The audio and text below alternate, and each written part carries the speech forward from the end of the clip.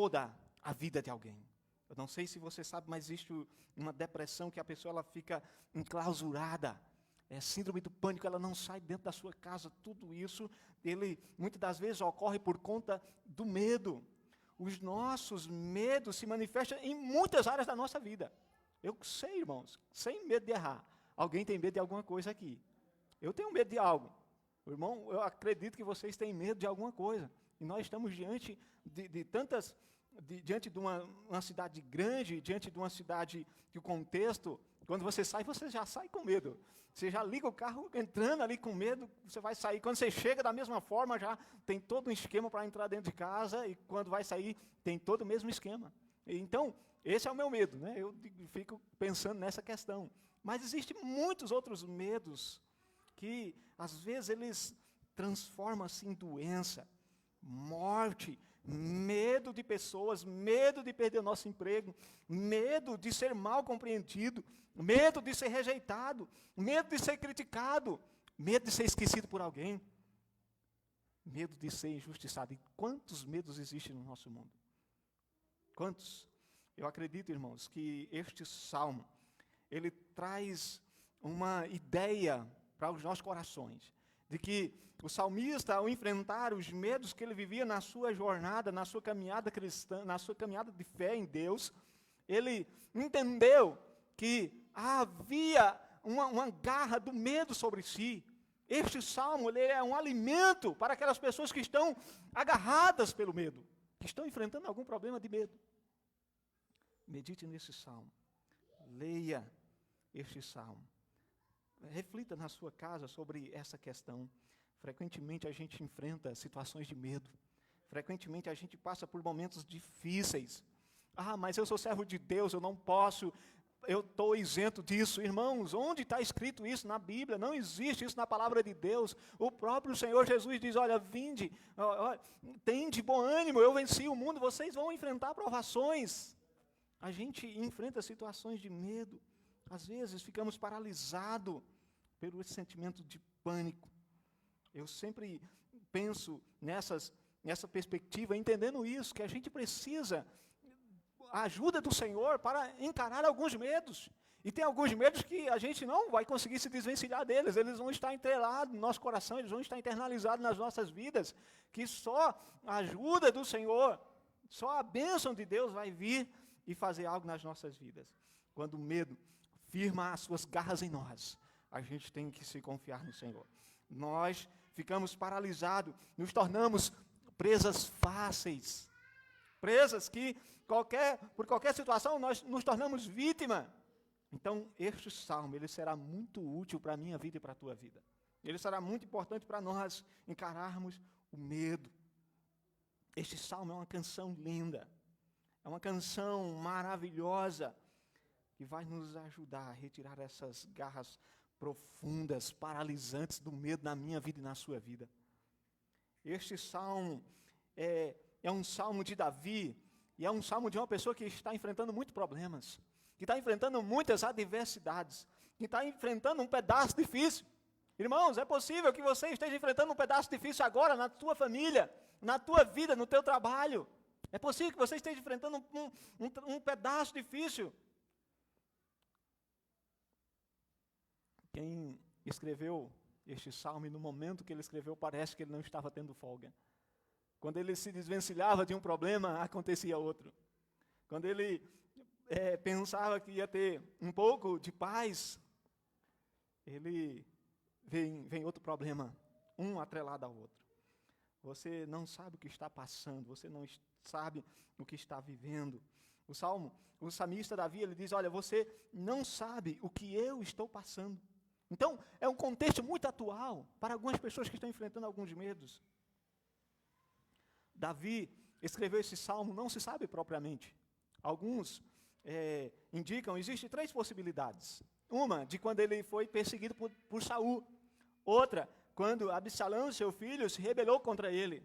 E uma terceira possibilidade foi quando ele já estava bem velhinho, que ele foi para uma guerra e um gigante filisteu, descendente de Golias, quase o matou, quase tirou a vida de Davi. Então, momentos difíceis, momentos terríveis na vida de Davi. E que se não fosse o seu amigo, Abissai, ele teria morrido naquele dia. A história do rei Davi teria se finalizado ali. Então, seja como for a situação, seja como for o momento, existe uma alcateia esperando para nos devorar. A ideia do texto bíblico é que existe uma alcateia de inimigos. A ideia do salmista é que eles querem devorar, e é literalmente comer as carnes. Na versão bíblica vai aparecer essa expressão de querem comer as minhas carnes. Eu acho tremendo isso, irmãos.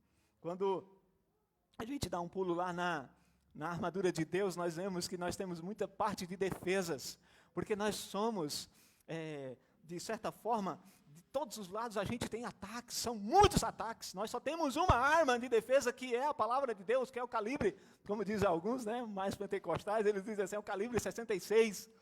É fogo de Deus, né? E é a palavra do Senhor. Então ele viveu esses momentos de frustrações. Ele viveu esses momentos de medo. Ele viveu esses momentos dentro da sua própria casa. Frustrações com os amigos, com parentes. Perseguição de gente inimiga. Fato é que o homem, segundo o coração de Deus, sofria muitas hostilidades. Medo, porém, não iria paralisá-lo. Não deixou ele paralisado. Não deixou ele fechado ali, alicerçado na sua redoma de vidro. Então, como pode ser? Como nos livrar do medo? A exemplo de Davi. Qual foi o segredo de Davi? Como ele conseguiu ter vitória sobre os medos? Está no próprio tema, o Senhor é a minha luz. Uma leitura muito cuidadosa desse salmo nos revela que o Senhor é aquele que nos traz alento, é aquele que nos traz segurança, é aquele que nos traz confiança em meio aos momentos de medo. Nós entendemos que existe dois contextos nesse salmo. Uma hora, o salmista Davi, ele está louvando a Deus. Uma hora ele está engrandecendo ao Senhor, uma hora ele está louvando a Deus, uma hora ele está engrandecendo o Senhor, e no outro contexto, ele muda a tonalidade desta melodia e começa a fazer um clamor, uma intercessão, um pedido ao Senhor. Ele começa pedindo, como se ele estivesse mais ou menos com uma lista de supermercado. Depois que ele cantou, ele começou a dizer a lista, olha, isso, isso, isso, isso e isso. Nós entendemos que existe essa duas linguagens aqui dentro desse texto. Então, nesse primeiro momento, a gente vê como ele se chega na presença do Senhor, como ele louva, canta a confiança, e a confiança em Deus, ele declara a certeza da sua vitória. Nesses primeiros versos, do 1 ao 6. E a segunda parte também, do 7 ao 14. E no finalzinho desses versos é que ele muda um pouco o tom, é que ele muda um pouco a ideia do que ele está tratando aqui. Eu acho muito interessante, irmãos, esses desdobramentos, ele nos traz ensinamentos para a minha vida e para a sua vida. Eles estão reunidos dentro de uma sinfonia, dentro de um louvor a Deus. E esse louvor, ele traz coisas reais da nossa vida, coisas que nós estamos vivenciando ao nosso lado, que a gente vai para um lado, vai para o outro, e a gente está vendo experiências como essas. Nós estamos enfrentando dia após dia a incerteza no cenário em que estamos, as preocupações com a questão da pandemia, todas essas coisas, e a gente está envolvido diante de tudo isso. Fora que o adversário das nossas almas, ele não dá, eu vou tirar 8 horas não vou atentar a ele durante 8 horas. Não tira 1 minuto. 24 horas ele está atentando contra as nossas vidas. Então, ver como é muito importante a gente entender essa questão. Sendo que a realidade de Davi, ele estava vivendo esse desconforto. Ele estava passando por essa experiência muito difícil. Então, serve para mim e para você Esse homem, segundo o coração de Deus, já havia enfrentado muitas coisas ruins na sua vida. Já havia passado por momentos difíceis. Tudo isso que ele passou, irmãos. Alguém pode dizer, mas hoje Cristo morreu na cruz do Calvário. Sabe aquela graça que muitas das vezes alguns teólogos não dão muito valor à ideia de graça, e que às vezes eles acabam tirando alguma responsabilidade nossa, né? E aí traz aquela ideia de que você não sofre, você não passa por aflições, você não enfrenta problemas. Isso é uma heresia, irmãos. É uma heresia. Deus, ele deixa muito claro, quantos servos de Deus, o próprio Cristo Jesus foi o paradigma máximo de sofrimento. Ele sofreu, mas ele saiu vitorioso, e ele mostra para nós que como ele venceu, também nós teremos a capacidade de sermos vitoriosos no Senhor Jesus. Quando os homens maus avançaram contra mim, para me destruir, os meus adversários, eles tropeçaram e caíram. Olha a confiança deste homem. Ainda que um exército se acampe contra mim, meu coração não temerá. Ainda que se declare guerra contra mim, mesmo assim estarei confiante. Mesmo assim estarei confiante no Senhor. A confiança de quem tem uma luz sobre a sua vida. A luz divina. O Senhor é a minha luz. Nele confiarei. O Senhor é a luz da minha vida. O Senhor é a luz da minha salvação. Esses versos são preciosíssimos, irmãos, para nós. Eles expressam a confiança de Davi em Deus, com base nas suas experiências passadas. Davi declara que Deus tem sido 3 coisas para ele. O Senhor é a minha luz, a minha salvação e a minha fortaleza. Olha, o Senhor não é apenas isso na vida de Davi, Ele é na nossa vida também. O Senhor é luz, o Senhor é salvação, o Senhor é fortaleza na minha e na tua vida, meu irmão e minha irmã. Creia, confie no Senhor. Ele o é. Ele não mudou. Ele é o mesmo. Deus é a luz. É muito curioso, irmãos, que esse é o primeiro lugar no Antigo Testamento que tem essa expressão. Em todo o Antigo Testamento, Deus é descrito como aquele que criou a luz, aquele que formou a luz, que a luz brilhou, mas é neste salmo que o salmista, ele diz, o Senhor é a minha luz. É neste momento, nesse primeiro instante que ele diz isso. E lá no Novo Testamento, o Senhor Jesus é a luz para aqueles que estão em trevas. Hoje, o Senhor Jesus é a luz também para aqueles que estão em trevas. O Senhor é luz para aqueles que estão enfrentando problemas de diversas naturezas em suas vidas. O Senhor é luz para mim, para você, meu irmão e minha irmã. Então, a luz, ele tinha um aspecto muito precioso. Vamos tentar procurar entender. No Novo Testamento, nós aprendemos que Jesus é a luz e que só é possível enxergarmos através da luz. Lá em João capítulo 1, versículo 5 e verso 9, Ele é a verdadeira luz que ilumina a todos. Cristo é a verdadeira luz que ilumina a todos. Sem Cristo, todos nós estamos na escuridão e nas trevas. Nós precisamos de Cristo Jesus. Davi estava dizendo, sabe o quê? Mesmo nas horas mais sombrias, mais escuras, mais tenebrosas, mais piores da sua vida, não há do que se temer, pois Deus é a luz que dissipa todas as trevas. Deus é a luz que dissipa. Nele nós enxergamos raios de vida, aleluias. Nele, é nele, irmãos. Nele nós podemos ver além desta vida. Só em Deus nós podemos ver além dessa vida. Outra coisa, a luz, ela significa segurança. A luz, ela significa segurança. Já pensou na seguinte hipótese? Uma criança, né, no quarto. Você pode colocar ela lá, desligar as luzes, ela vai ficar com medo, mas coloca um abajurzinho lá, né, de noite ali, um abajurzinho, uma lâmpada mais leve, a criança ela vai dormir mais tranquila. A criança ela vai ter mais paz no seu coração. Davi sabia que a luz de uma fogueira era importante. para proteger as suas ovelhas durante a noite, dos adversários, dos inimigos, da mesma forma como um soldado. Davi sabia que os seus inimigos eram perigosos sobre a escuridão.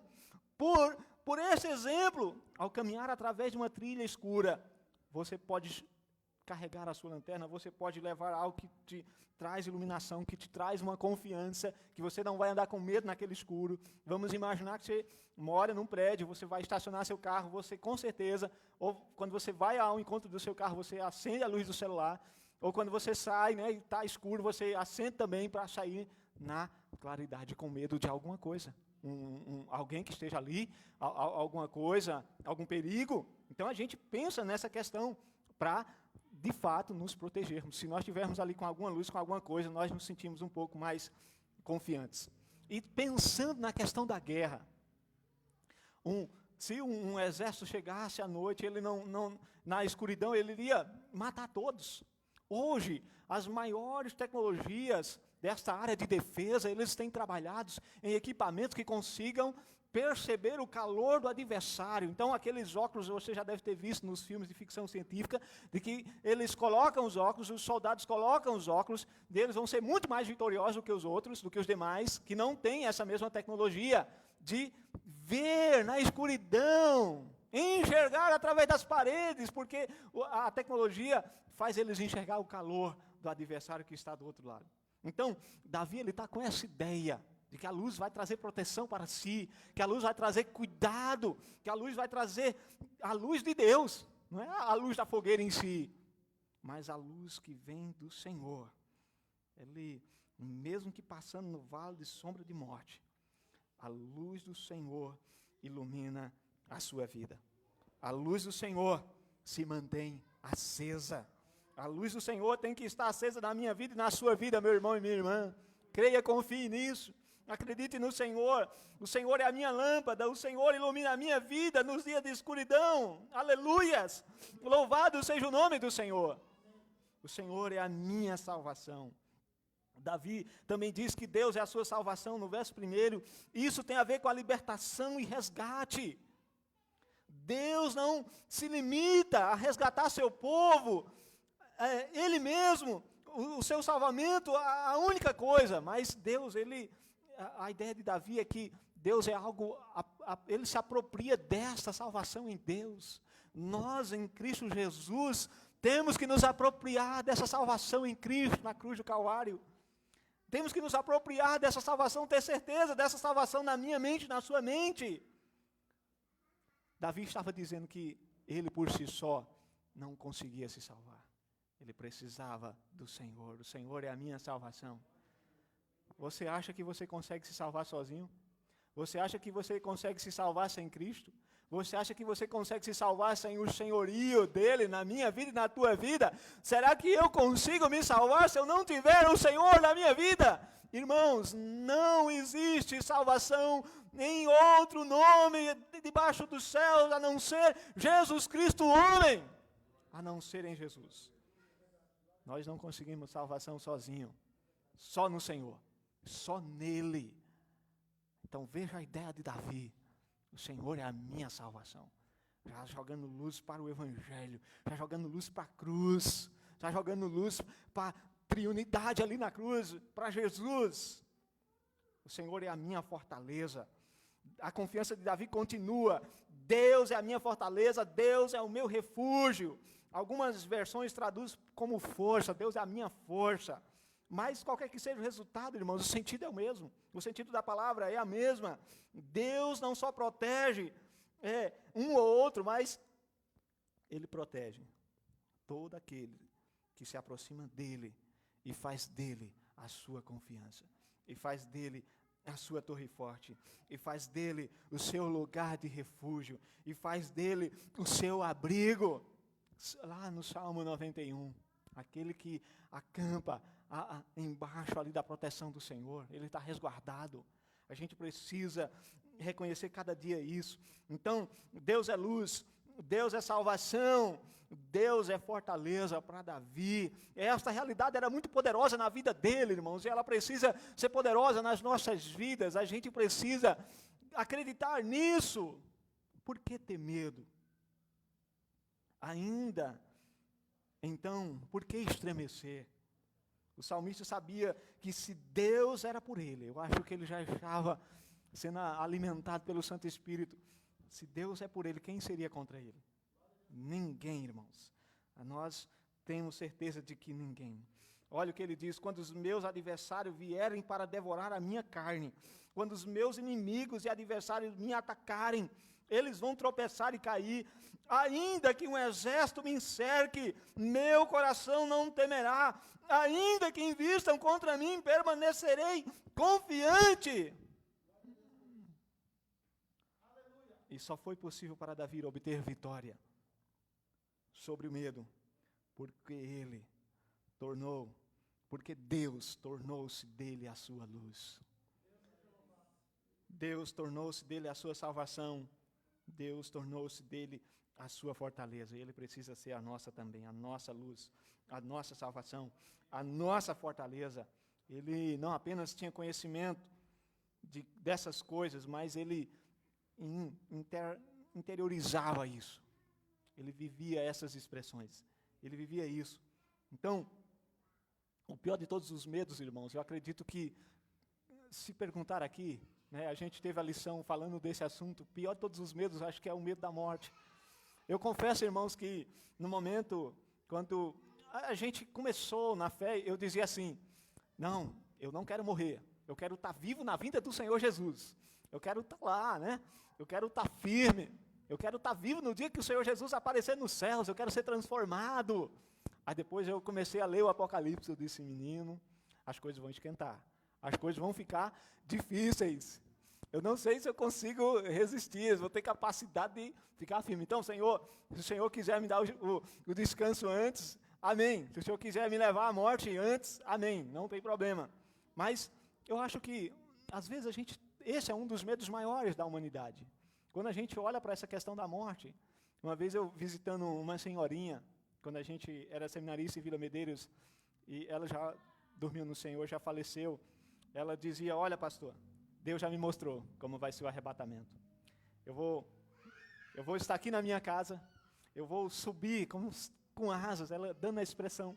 Irmãos, eu fiquei tão assim, meu Deus, a pessoa já está vivendo alguns problemas, as pessoas já estão próximo, e isso seria motivo para ela ter mais medo da morte, mas ela dizia assim: eu não tenho medo, porque eu sei que naquele grande dia, Ele vai gritar lá nos céus, a última trombeta ressoará, e aqueles que morreram em Cristo ressuscitarão primeiro, aleluias. Então ela cria nisso, irmãos, até o medo da morte ela tinha passado por ele.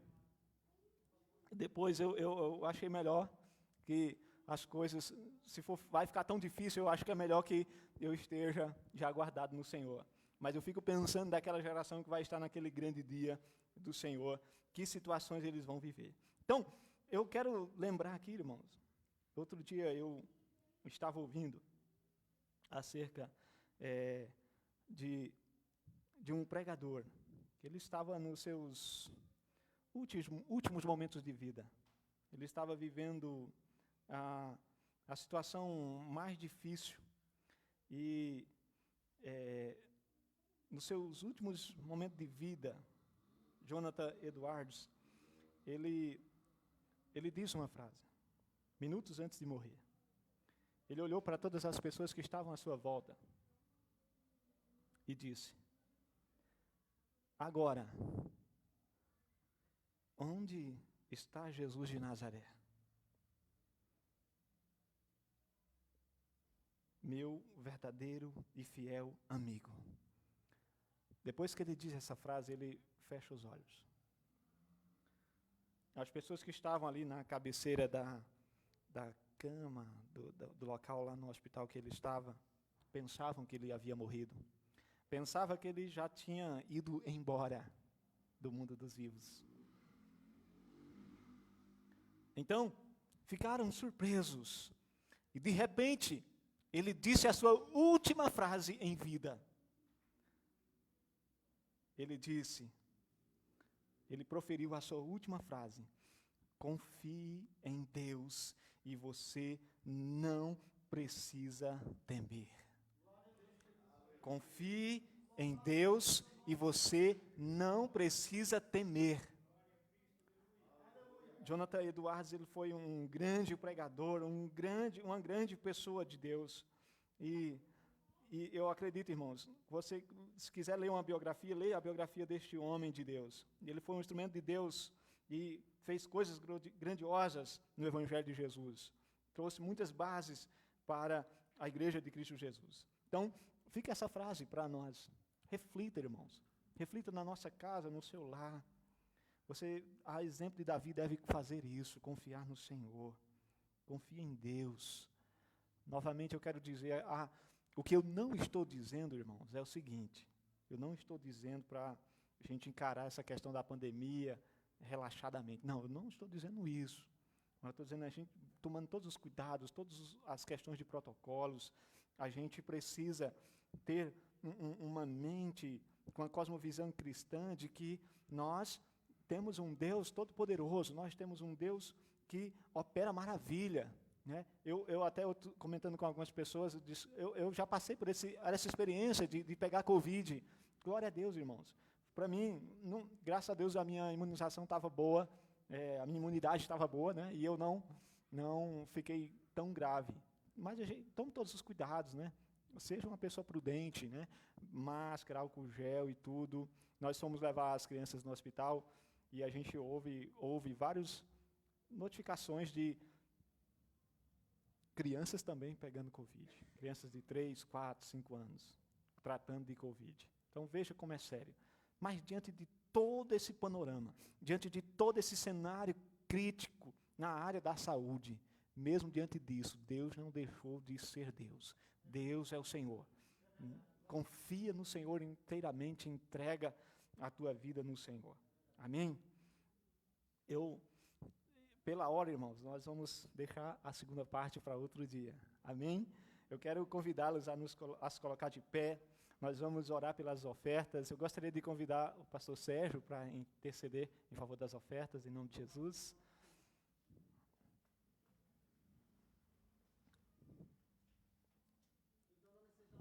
Aleluia, Jesus. O grupo de louvor também. Paz do Senhor. O Senhor pode encerrar já com a cabeça apostólica. Isso.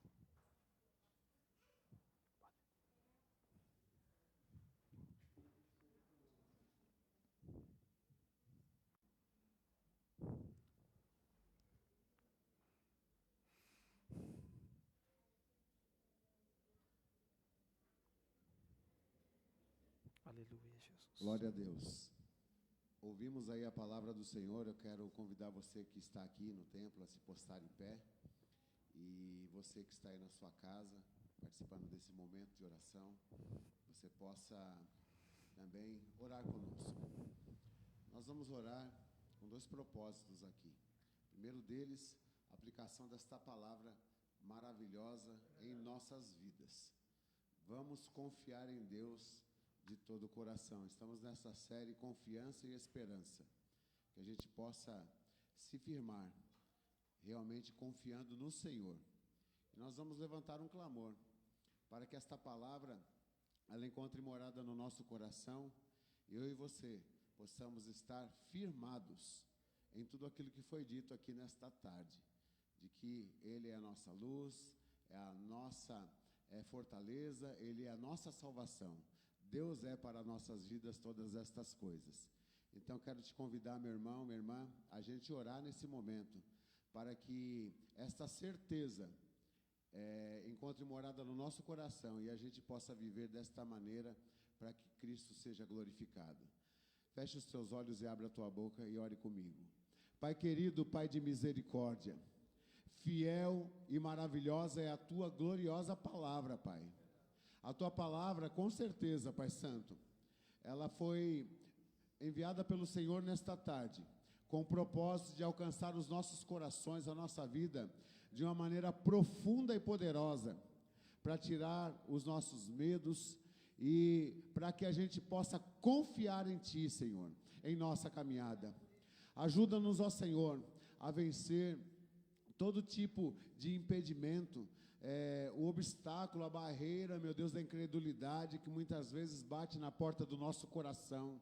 Que a gente possa estar firmado no Senhor e na força do seu poder, sabendo que o Senhor, de uma maneira maravilhosa, trabalha continuamente em nossas vidas e por nossas vidas, ó Senhor. Abençoa grandemente, meu Deus, cada pessoa, que esta palavra possa tratar e cuidar da vida de cada um dos teus filhos, em nome de Jesus e para a tua glória. Aleluia. Glória a Deus. Agora eu gostaria que você colocasse diante do Senhor aquelas pessoas que estão grandemente necessitadas da intervenção do Senhor. Seu parente, seu amigo, seu conhecido, as pessoas da igreja que estão sem condições de congregar, estão enfrentando problemas de enfermidades, outras pessoas que estão enfrentando outros tipos de problema, que não estão congregando. Vamos clamar ao Senhor. Vamos clamar ao Senhor pelas pessoas que estão hospitalizadas. Vamos clamar ao Senhor para que haja cura, para que haja restauração. Esse é o momento especial. O Deus que nós servimos, que nós clamamos, que nós temos aprendido na palavra do Senhor, é o Deus que continua curando. Nós ouvimos aqui a palavra veemente do Senhor, que diz que Deus não mudou, Deus continua o mesmo. E esta é uma verdade poderosa da palavra de Deus para a minha vida e para a sua vida. Então vamos confiar, irmãos, que Ele está agindo aqui, mas também está estendendo a sua mão lá naquele hospital, está estendendo a mão lá naquela casa, onde é uma situação, onde precisa da intervenção do Senhor, de que Deus está, com certeza, nesta hora, abrindo portas que estão fechadas, pessoas que estão necessitando de um emprego. Vamos orar nesta causa, irmãos, por estas causas, e Deus é poderoso para intervir, Deus é poderoso para fazer grandes coisas, amém? Glória a Deus. Pai querido, nós oramos agora em nome de Jesus, clamamos ao Senhor por cura, Senhor. Tu és o Deus que cura, Tu és o Deus que restaura a vida dos enfermos, ó Senhor, seja qual for a enfermidade. Nós oramos, Pai Santo, pela vida das centenas de milhares de pessoas que estão passando por processos, meu Deus, de enfermidade, sejam elas quais forem. Deus Santo, Deus maravilhoso, traz cura, traz restauração, liberta, meu Deus, muda a história dessa pessoa que está ali no leito, meu Deus, com uma enfermidade, pessoas que foram desenganadas pelos médicos. Senhor da glória, em nome de Jesus, traz vida, traz restauração, traz cura sobre essas pessoas, Pai. Nós oramos pelos profissionais da saúde, nós oramos, Senhor da glória, pelas centenas e milhares de pessoas que estão desempregadas. Pai Santo, que portas sejam abertas para a glória do Teu nome, em nome de Jesus. Meu Deus, também oramos em prol da vida daqueles irmãos e irmãs que estão atravessando dificuldades, sejam elas relacionais, sejam elas emocionais, Senhor, sejam elas espirituais. Vai de encontro, meu Deus, a estas vidas, a estas famílias do Teu povo, da Tua igreja, em nome de Jesus, Senhor. Promove cura, restauração, libertação para a glória do Teu santo nome. Meu Deus, oramos também para que portas sejam abertas. Ah, meu Deus, grande multidão de pessoas desempregadas. Senhor, nós oramos por aqueles que estão precisando de uma porta aberta de emprego. Oramos por aqueles que têm seus empreendimentos. Oramos pelos empresários. Pai Santo, coloca a Tua mão de poder. Muda estas situações para a glória e para o louvor do Teu nome, Senhor. Em nome de Jesus. Pai Santo, queremos aproveitar esta oportunidade e orar agradecendo ao Senhor por tudo aquilo que o Senhor tem nos dado. Te agradecemos, meu Deus, pelos dízimos e pelas ofertas, que de uma maneira gloriosa o Senhor tem provido sobre a vida dos Teus filhos e das Tuas filhas. Abençoa, Pai Santo, que haja de maneira multiplicada na vida dos Teus filhos, e os Teus filhos então possam contribuir com alegria de todo o coração, Pai Santo, em nome de Jesus e para a Tua glória. Aleluia, Senhor.